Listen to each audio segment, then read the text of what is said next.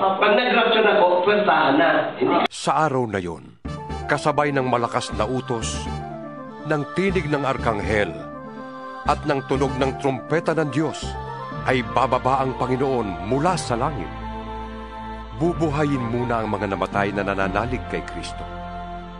Pagkatapos, tayo namang mga buhay pa at natitira ay titipunin sa ulap, kasama ng mga binuhay upang salubungin ang Panginoon sa himpapawid. Sa gayon, makakapiling natin siya magpakailanman. Makakabili kung wala kang chips. Lalo yung mayayaman, hindi na makalabas ng pera sa bangko yan. Kung hindi sila sasang-ayon sa takbo ng gobyerno, ang gobyerno may ilalagay na, ito ang number natin na.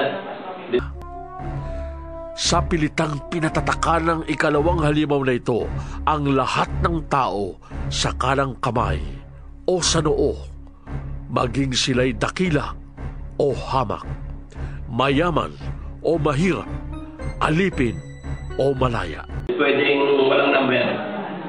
Parang noong panahon ng pandemic, walang lalabas na bahay. Loob lang kayo ng bahay na. Ang lumabas, huliin. Ibilanggo. Ng gobyerno, di ba? Ganyan-ganyan po ang mangyayari sa kanila. Pagdating nito, role ng Antikristo dito sa lupa. At walang maaaring magtinda o bumili, malibang sila'y may tatak ng pangalan ng halimaw o ng bilang nakatumbas niyon. Okay po, force all the people to receive a mark. Lalagyan na sila ng mga mark nila dito.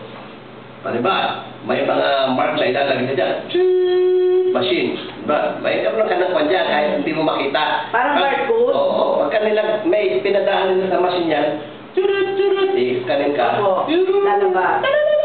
Pag wala kang number, tutunog. Pagka may number ka, ganun lang. Kasi may number ka na dito o kaya dito. Sa kamay. May system siyang gagawin dyan. May sistema siya po na gagawin.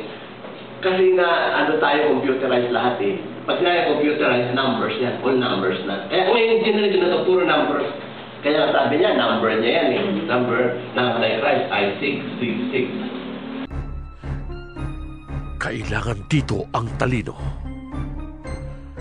Maaaring malaman ng sinumang matalino ang kahulugan ng bilang ng halimaw sapagkat ito'y katumbas ng pangalan ng isang tao.